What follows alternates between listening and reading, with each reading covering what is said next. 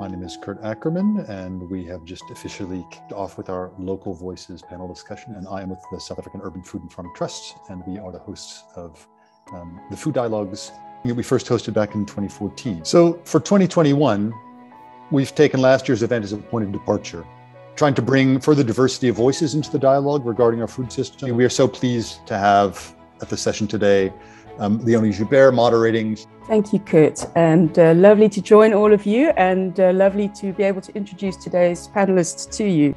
The curation of ideas through the food dialogues has been so important in terms of trying to understand the food system, in trying to understand food and hunger and obesity and the economic and political forces. Today, though, we want to talk about the lived experience, because behind, or should I say in front of all of those data points, all of those bits of hard information, are the real stories of real people. The difficulty with any adult now is that you can never rewind and show your kids how you were as a kid. You try and find the best parts and bring it into your diet or into your lifestyle. It's important that we are teaching them mindfulness and recycling in the kitchen, as you're cooking. I work with all the age groups. Food is important for the grannies because some take medication, but the reality is that a person would wake up, have a cup of coffee, go to the day hospital to take a chronic medication, they haven't eaten. Ayanceda kakhulu ikhawashi yona kubalulekile uba udinga wethile ngikwazi ufakelela ayanceda takhalethi kuyendini. One of the important things is that we all have food stories, right? We all eat. I'm a 6th generation Kolpe fisher person. We are a community of harvesters. We didn't have to go anywhere to be able to eat. Everything was just here in the sea.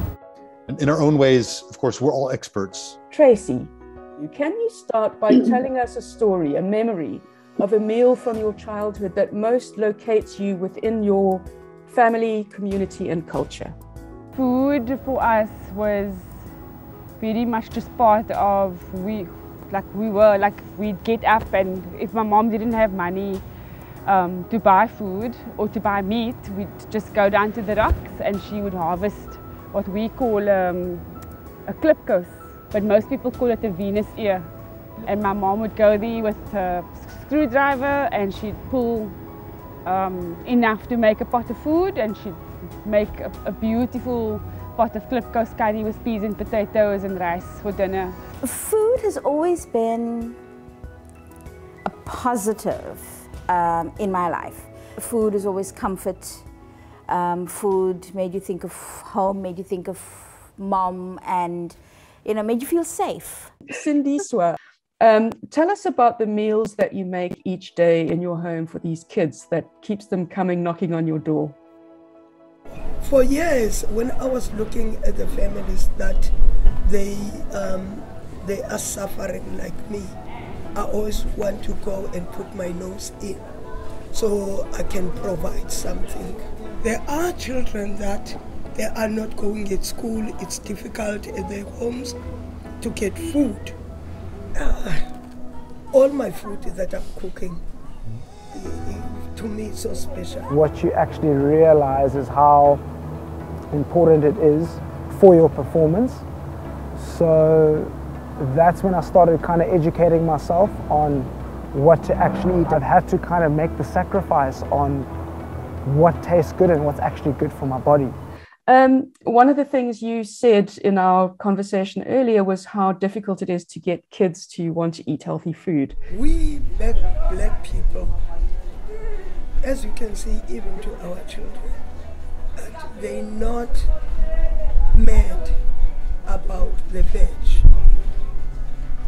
I'm even struggling with my kids that I'm feeding them to teach them. They used to not to like even spinach, because they were not taught even at home that what is important to the veg. So what we do here at Kapa, we provide breakfast in the morning where the grannies have a slice of bread with peanut butter and jam so that they can take their medication, but veggies and stuff like that are irregular. People eat things like tripe. Tripe has got a lot of fat. It's our traditional food. Most of the time, hot chips, I buy vegetables, fruit. I don't buy a lot of fish because there isn't a lot of fish to buy. Lamb and chicken are the staples of the curries, and of course a lamb biryani. Definitely a balanced household in terms of what we do eat. For Zimbabwe, like maybe but when you go to Zimbabwe, I don't try the whole meals which are usually healthy. I didn't live at home since I was about 9 because I was sent off to boarding school. So I didn't grow up with access to a kitchen and under the tutelage of my mother around food. So I didn't really learn to cook. Liefde vir tuinmaak. So selfs waar ons nou bly op die plaas dan het ek die groentetuin. Op die ouend dink ek almal dit so half nou aanvaar. Dit is nie wie ek is nie. So ja, dis my relationship with food is nou eintlik net dit groot maak en dan vat hy dit verder. I grew up on a farm. I think sitting around the table is very important for us as a family. And food is an important part of my life. I'm a diabetic, and definitely what you eat plays a huge role for diabetics. How we prepare food, why? Yes, sure, it is political, but it's also a window into our heritage and our cultural backgrounds. This informs our choices of what we eat and how we eat it to a large degree. Mokgadi Itsweng. Hi Ishe. I do a lot of things with food. I've been in the space for a while. I've been here for over 15 years. I've worked as a food activist, which I'm doing now, just to bring and to teach people around the food systems and the challenges that we're having right now. I love creating products from, I work with urban farmers and I like creating products from their surplus. Jane, over to you. Can you please tell us about the work that you currently do? It's really to represent African food in the way that it should be represented, the variety that we have. And I do pop-up restaurant twice a month. People have been amazed that there is so much that Africa has to offer. And I see that Kanya has joined us. I am a chef, I'm a food stylist, I'm a food writer.